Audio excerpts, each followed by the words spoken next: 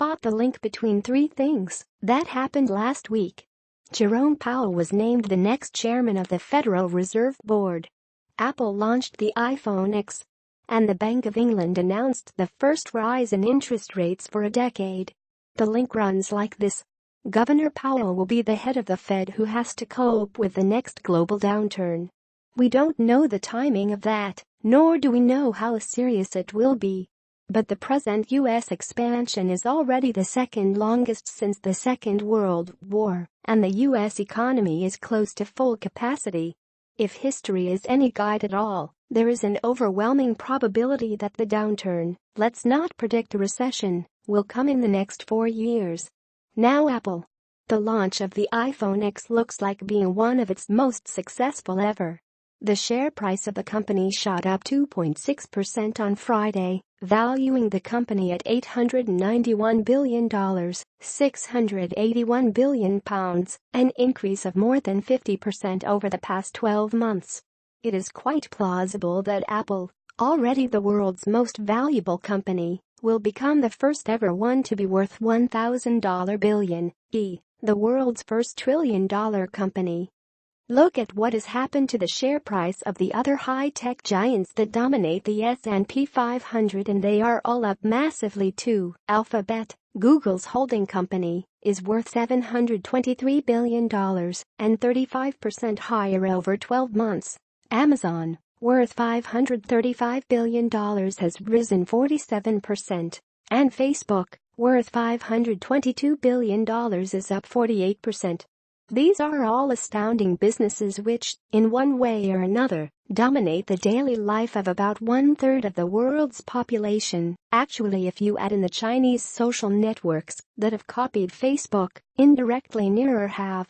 But ask yourself this question: are these valuations not only a judgment of corporate excellence, but also the result of the way central banks have sprayed the world with money?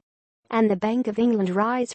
In global terms, it may not be that significant, though the UK is still the 5th largest economy in the world.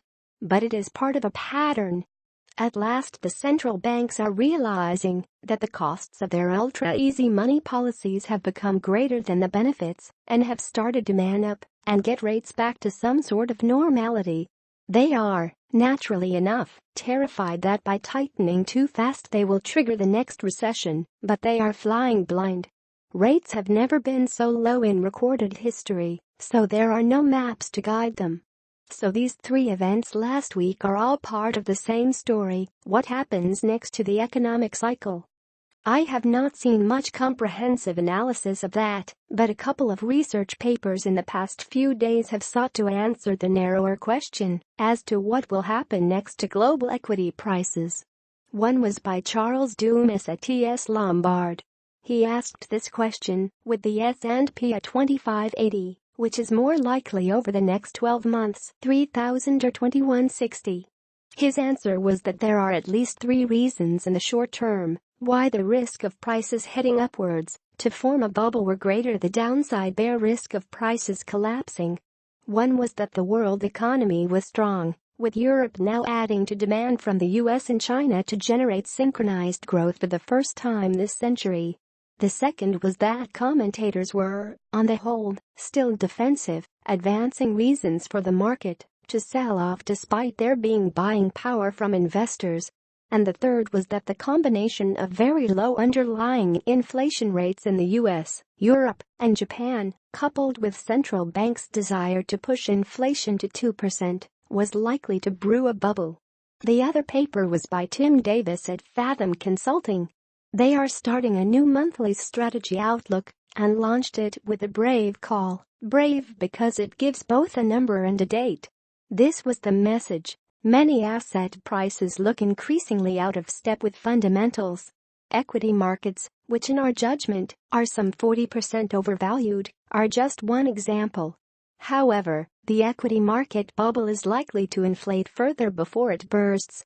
We see equity prices continuing to rise over the coming quarters, with a peak in the second half of next year. That reminds me of the comment of Chuck Prince, chief executive of Citigroup, back in 2007, when the music stops, in terms of liquidity, things will be complicated. But as long as the music is playing, you've got to get up and dance." "We're still dancing," he said. "Actually, I don't see banks as the weak link in the financial system this time round, for they are more cautious, have much more capital, and are far better regulated. The world economy should be able to cope with the bear market in equities. It has before. But this idea that prices are too high but will go yet higher is a troublesome one. I don't think the next downturn in the world economy will be particularly serious, but the markets next year could be tricky."